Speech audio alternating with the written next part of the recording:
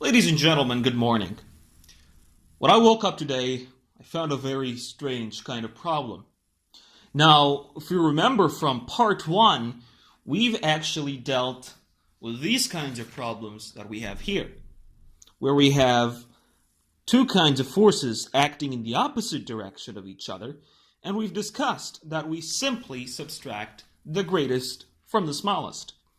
But these kinds of problems get people to think too much, and they aren't actually hard. So let's dive into it. The first thing is to understand is we have an object here, and these are the forces acting on it, totally perpendicular to each other. And so when we have two forces that are acting away from each other, like they aren't pointing to each other, the resultant force is going to point away as well. Okay? But I don't know this angle, so we're going to find that out, obviously. But what I invite you to do is to move this force right over here. And so we're going to have 400 newtons in this direction as well.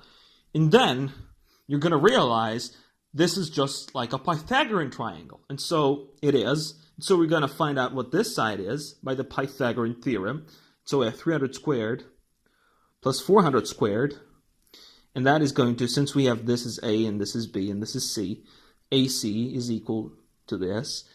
And you may look at this as a very hard problem, but it actually isn't. This is going to be 500 newtons because of the 3, 4, 5 triangle. Now, since this is 500 newtons, the question isn't over. Part 2 of the question is, at what angle from the horizontal, and so the horizontal is AB, is the resultant force. Now keep in mind the resultant force is the result. This is what we have. And so at what is this angle? That is the question. What is alpha? In order to solve this question, we will have to find the tangent of this function. So we have tan alpha is equal to opposite over adjacent, which is going to be 400 over 300. And so that is 400 over 300. And basic math says we can remove these zeros. So we have 4 over 3. And so to find our answer right over here, we will arctan, and this is to a shift tan in the calculator, of 4 over 3. And so we will find the value of alpha.